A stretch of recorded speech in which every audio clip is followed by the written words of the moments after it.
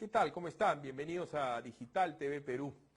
Resulta que en El Peruano se ha publicado una resolución ministerial firmada por la inefable señora Marilu Martens, la ministra de Educación, que dice: modifican el currículum nacional de educación básica y modifican los programas curriculares de educación inicial, educación primaria y educación secundaria.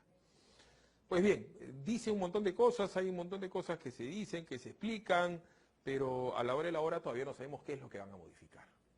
Como ustedes bien saben, yo soy de quienes se oponen al tema de la inclusión, de la ideología de género en el Currículum Nacional de Educación, porque lo considero un instrumento vil de manipulación mental para los niños, porque lo considero errado, porque nosotros no somos iguales, me refiero entre hombres a mujeres, somos diferentes. Y como es obvio, debemos tener los mismos derechos civiles y debemos tener los mismos derechos fundamentales.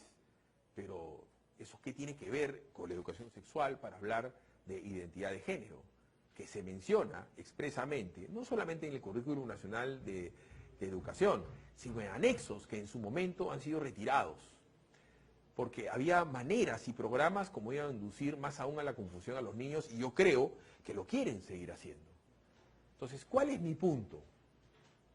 No quieren dar su brazo a torcer. Este es un tema ideológico. Este es un tema de los socialistas que están metidos en este gobierno, de los que ayudaron a ganar a PPK, de los mal llamados caviares, que quieren imponer su agenda ideológica, que lo que quieren es dominar intelectualmente, que quieren implementar su manera de pensar, su sociedad abierta, su open society.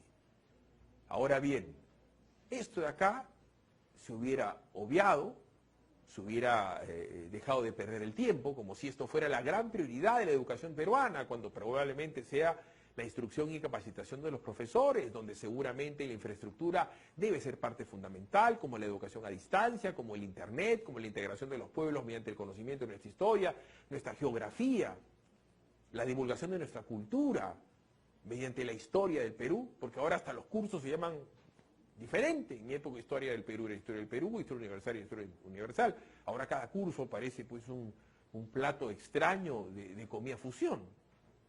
El hecho es que van a cambiar el currículum nacional de educación. ¿En qué?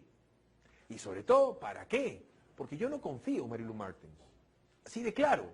Como no confiaba en Saavedra cuando hablaba de este tema, porque alucinantemente han convertido esto en la prioridad de comunicación del sector de educación, que reiteradamente, ¿no es cierto?, ha dicho que esto no existe. Y tiene una cantidad de dinero fabulosa. La señora Martens, otra de las cosas que no ha sabido explicar, además de la existencia de la ideología de género en la Currícula Nacional de Educación, es qué han hecho con el presupuesto publicitario y con el presupuesto asesorías del Minedu. ¿Cómo es que pueden gastar decenas o cientos de millones en asesorías? ¿De quién? ¿Quién está detrás? ¿Qué ONGs están detrás de esto? ¿Qué funcionarios públicos responden a intereses oscuros o subalternos?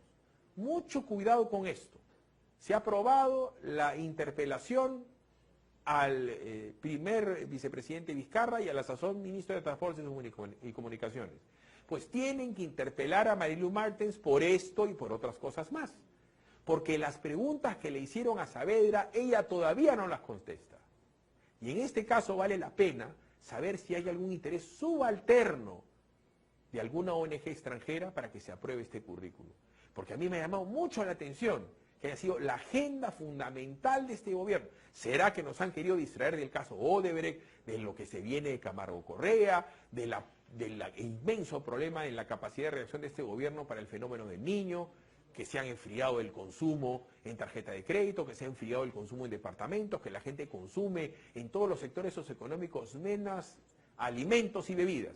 Probablemente esto sea, como es tan polémico, y como hay alguien como Batters que puede siempre responder a nuestras amenazas, vamos a tener cómo desviar la atención. Debe explicar claramente la ministra qué es lo que va a cambiar del Currículum Nacional de Educación. Y el instrumento de control político para esto se llama interpelación. Hay que interpelarla. Luego, por supuesto, de culminar con la interpelación al ministro de Transporte Vizcarra. Es es probable que el común de la gente a mí me ligue con el deporte por mi pasado en el periodismo deportivo. Y créanme que algo conozco, he practicado deporte y mal no me fue en el periodismo deportivo, pueden dar fe algunos de mis amigos y muchos de mis enemigos. Conozco del tema deportivo, no solamente del tema del fútbol, he practicado, en fin, box, natación, todo lo que uno puede jugar cuando es muchacho. Deporte seguramente recreativo y amateur. Conozco de la problemática de la infraestructura de las diversas federaciones, no solamente en Lima, en Callao, sino en todo el Perú. Ciertamente el Perú requiere de un inmenso esfuerzo económico para la infraestructura del deporte. Eso está fuera de discusión.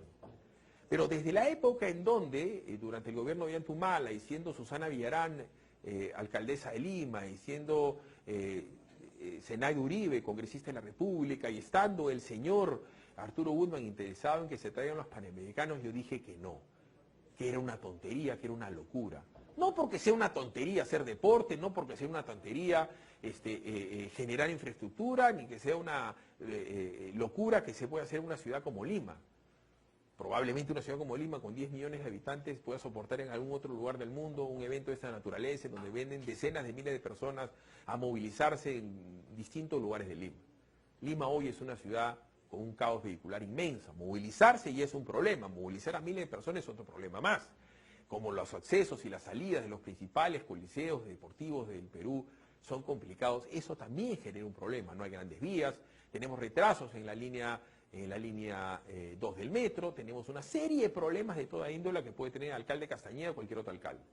Pese a ello, heredó la posta de la señora Susana Villarán para hacer los Panamericanos. Y los Panamericanos estaban en un avance pobrísimo, hasta en la parte inclusive organizacional. Le dan la posta al señor Neuhaus, y resulta que nos quieren hacer saber que en escaso tiempo van a poder ejecutar un presupuesto de aproximadamente 1.200 millones de dólares. ¿Ha escuchado bien? 1.200 millones de dólares, en donde va a haber infraestructura y gasto. Les puedo hablar de la infraestructura, como para que ustedes se den una idea. Vamos a ponernos en el caso que haga una poza de remo, y se le entregan después en administración a la Federación Peruana de Remo. ¿Con qué dinero lo va a mantener? Va a pasar como en Brasil, en donde han hecho mundial, en donde han hecho olimpiadas, y luego de la desgracia, porque ahí también robó Odebrecht, o sea, los brasileños han robado allá, han robado acá, en cualquier lado. Ojo con las empresas que pueden estar robando con esto a la hora que hagan estos panamericanos. Lo dejan y sin el presupuesto adecuado las federaciones no van a tener cómo vivir. Y esto se va a hacer a tontas y a locas, porque ciertamente para nosotros puede ser prioridad hacer un coliseo de básquet como el Divos, pero no va a ser una prioridad hacer una poza de remo o un velódromo. Y ojo, a mí me gusta montar bicicleta, no estoy diciendo que no hay que invertir en eso, sino que se va a invertir a tontas y a locas en muy poco tiempo, sin capacidad de respuesta organizacional y administrativa para un futuro. Pero ahí no queda la cosa. En hacer una vía olímpica, no sé si se ha enterado, yo creo que sí, porque el ministro de Transportes y Comunicaciones va supuestamente a tomar este pliego, que hay en este momento un sobrestock de departamentos en Lima, que hay muchísimos departamentos de muchísimas inmobiliarias, léase Gray y Montero, que no tienen cómo ser vendidos, y van a hacer una vía deportiva.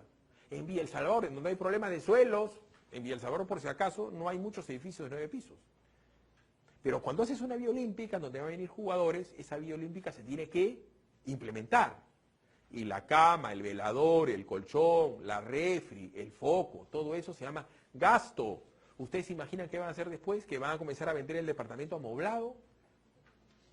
Ustedes saben lo que implica la logística para comprar miles de colchones, miles de camas, darle de comer a la gente. Todo lo que es gasto, recuperable y no recuperable, porque ustedes bien saben, porque son premisas calentitas, que lo que come un atleta termina en el water. Eso va a ser gasto. En total, infraestructura, gasto, recuperable y no recuperable, promoción, los asesoramientos, que los que son tan afines, estos mal llamados caviares, van a terminar costando 1.200 millones de dólares. Para unos juegos deportivos en donde no vamos a tener buenos resultados porque nunca lo hemos tenido. Va a ser una fiesta deportiva, que va a durar muy poco tiempo y después van a venir la serie de acusaciones de corrupción, como ha venido Brasil también, tanto por el Mundial como por los Juegos Olímpicos. No tienen sentido lógico y lo voy a explicar de una manera mucho más gráfica.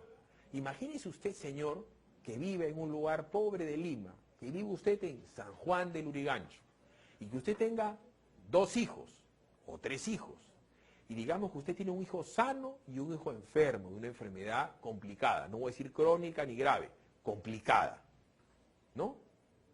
Usted tiene determinados recursos.